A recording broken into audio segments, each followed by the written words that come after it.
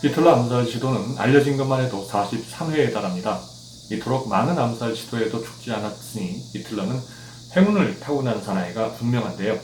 어떻게 이처럼 많은 암살 시도가 가능했을까요? 히틀러의 경우는 굉장히 철저했을 텐데 말이죠. 사실 전쟁이 일어나기 전까지는 히틀러의 경우에 빈틈이 많았습니다. 히틀러가 대중들과 접촉을 많이 하느라 감수해야 하는 상황이었죠. 그 틈을 노려서 나치를 반대하는 개인이나 단체가 암살을 시도했던 겁니다. 그런데 제2차 세계대전 이후에는 양상이 달라집니다. 히틀러가 대중 앞에 나서는 경우가 줄고 경우도 강화돼서 민간인의 접근이 불가능해진 거죠. 이 시기에는 히틀러의 측근이나 분에 의한 조직적인 암살 시도가 이루어집니다. 1938년의 오스터 음모 사건은 군부가 주도한 쿠데타 음모였습니다. 히틀러를 살해하고 전 황제 빌헬름 2세를 복위하려 했으나 체코와의 전쟁이 불발로 끝나면서 시도조차 하지 못합니다. 1939년 게오르그 엘저가 주도한 비르거 브로이켈러 맥주얼 폭파 사건은 운이 따르지 않아 실패한 암살 미수 사건입니다. 짙은 안개로 비행기 운항이 불가능해지면서 히틀러가 기차를 타기 위해 13분이나 일찍 맥주를 떠나는 바람에 죽음을 면할 수 있었던 거죠. 이 정도면 운명의 여신이 지켜준 게 아닌가 싶을 정도입니다.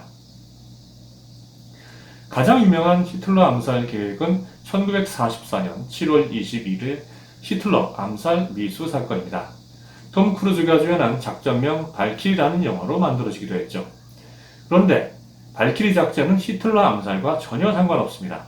독일 내에서 반란이 일어날 경우에 총통 명령 없이도 보충군 총사령관이 전권을 장악할 수 있게 만든 작전을 가리키는 단어거든요.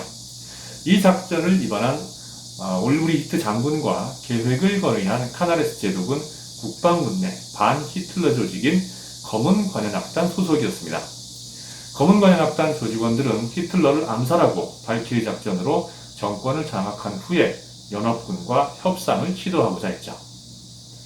쿠데타 주도 세력은 주로 육군 장교들이었습니다. 육군 중에는 프로이센 군인 집안 출신과 융커라고 불린 보수 귀족 출신 장성들이 다수 있었는데 프로이센 군대라는 자부심이 굉장히 강했습니다. 이들은 히틀러를 처음에는 긍정적으로 평가했지만 전쟁이 지속되면서 히틀러와 나치가 벌인 잔악한 폭력과 학살을 목격하면서 등을 돌리게 됩니다.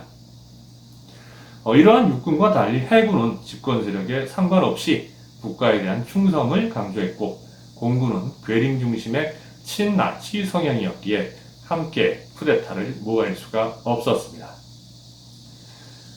발키리 작전의 성공은 결국 히틀러 암살에 달려 있었습니다. 히틀러가 죽어야 베를린을 수비하는 그로스토이틀란트 4단 경비대대를 장악할 수 있었으니까요.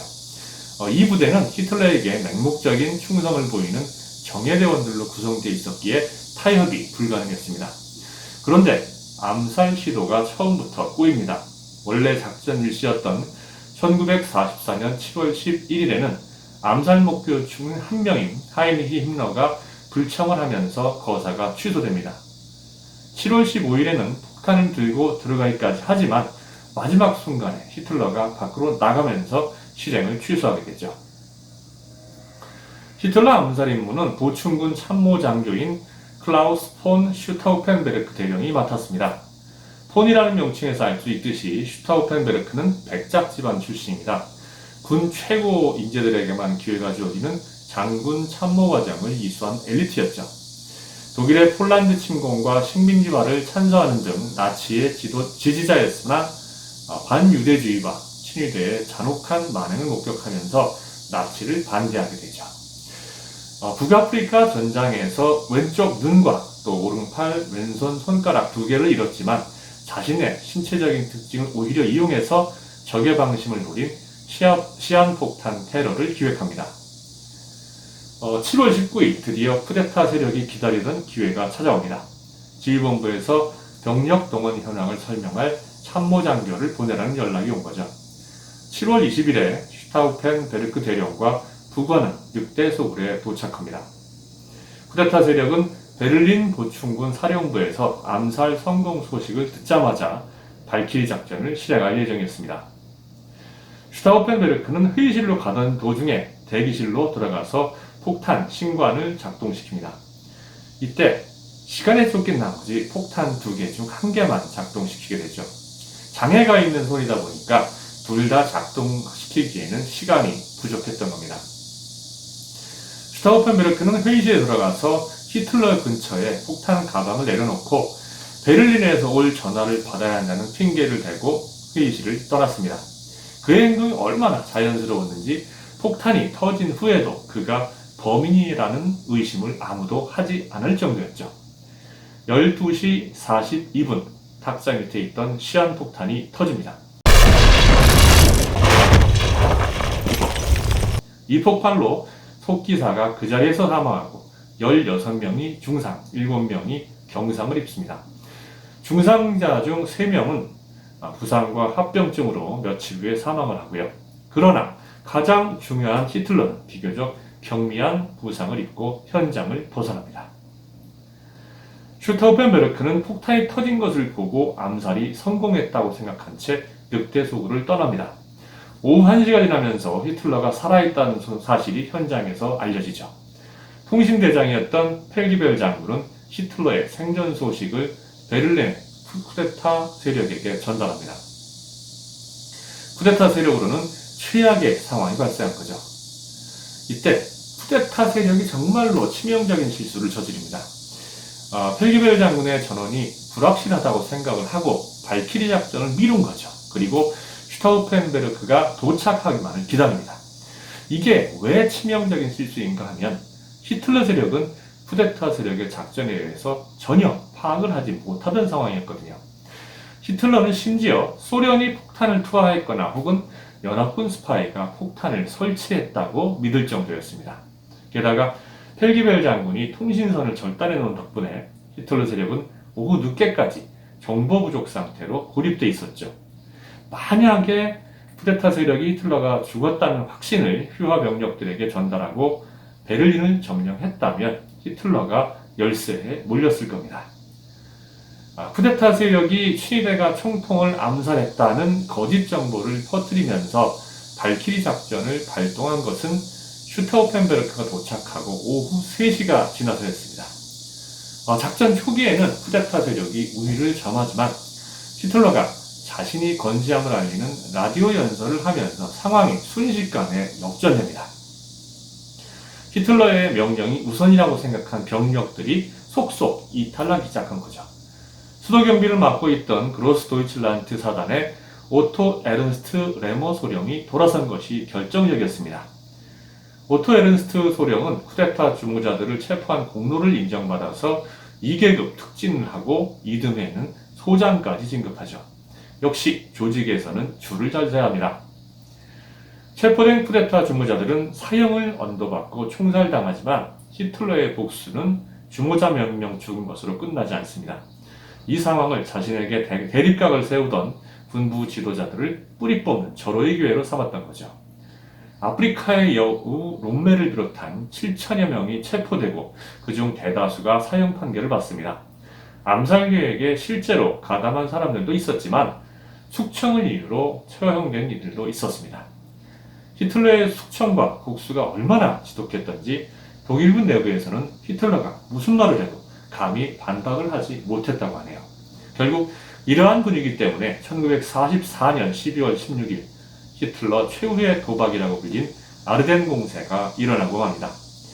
독일군과 연합군 합쳐서 100만 명 이상의 병력이 맞붙은 이 전투에서 약 20만 명의 사상자가 발생하는데 만약에 히틀러 암살이 성공했더라면 이들이 죽지 않았을지도 모릅니다. 히틀러 암살이 실패한 가장 큰 이유는 쿠데타 세력에게 지독하게 운이 없었던 겁니다. 첫 번째 부류는 폭탄 가방의 위치가 바뀐 겁니다. 슈타우펜베르크가 놓고 간 폭탄 가방을 하인츠 브란트 대령이 하필 통행에 방해가 된다고 생각을 하고 탁자 다리 밑으로 옮겨놓은 겁니다. 안 해도 될 일을 한 대가로 브란트 대령은 히틀러 대신 사망하고 탁자 다리가 방패가 되신 덕에 히틀러는 살 수 있었죠. 두 번째 부류는 회의장이 바뀐 겁니다. 원래 회의를 콘크리트 벙커에서 진행할 예정이었는데 날씨가 무덥다고 해서 일반 건물로 장소가 바뀌었던 겁니다. 만약에 예정대로 벙커에서 회의가 진행되었다면 폭탄이 터지는 토갑이 훨씬 강해서 히틀러도 무사하지 못했을 겁니다. 세 번째로는 폭약의 양이 부족했던 겁니다. 슈타우펜베르크의 왼손이 정상적이었거나 아니면 신관 작동 방식이 덜 복잡했다면 폭탄이 히틀러를 충분히 죽일 수 있었을 겁니다. 결국 이러한 세 가지 부분들이 겹치면서 폭발력이 약화되었고 암살은 실패하고 말았습니다. 만약에 쿠데타를 성공했다면 반나치 세력의 계획대로 모든 것이 희망대로 이루어졌을까요? 아마도 전혀 안 그랬을 겁니다. 쿠데타 세력은 미래를 너무 순진하게 생각했습니다. 전쟁을 일으켜서 연합국 여러 나라에 막대한 피해를 입힌 상황에서 승리를 눈앞에 둔 연합군 측이 독일의 제안을 받아들일 리가 없던 거죠. 가장 가능성 높은 시나리오는 쿠데타 세력과 남은 친위대와의 내전이 벌어지면서 전선이 무너지고 독일이 실제 역사보다 더 빨리 무너지는 겁니다. 이런 상황이 되면 쿠데타 세력에 대한 국민들의 반발이 거세지고 다시 쿠데타를 꿈꾸는 세력이 나올 수도 있었을 겁니다. 결과론적으로 보자면 독일의 패배가 확정된 당시에는 쿠데타가 별 의미가 없었다는 뜻입니다. 연합군과 협상을 벌이고자 했다면 전쟁이 본격화하기 이전에 쿠데타를 성공했어야 합니다. 전쟁의 확대는 연합군도 결코 바라지 않았으니까요. 하지만 1944년은 이미 승부가 기운 상황이었기 때문에 쿠데타 세력이 보여줄 패가 없었습니다. 게임이 될 리가 없었던 거죠. 그렇게 독일이 망했다면 쿠데타 세력이 패전의 책임을 모두 떠안아야 했을 거고 국민들은 쿠데타 세력을 엄청 욕했을 겁니다. 만약에 이 사실을 쿠데타 주무자들이 상상이라고 했다면 과연 쿠데타를 시도했을까요? 여담이지만 영화 작전명 발키리를 본 슈타우펜베르크 대령의 유족들은 톰 크루즈의 연기에 불만을 표시했다고 하네요.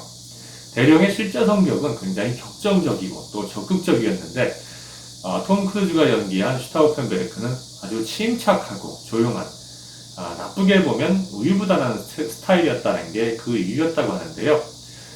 제가 보기에는 톰 크루즈의 연기가 그다지 나쁘지 않았습니다.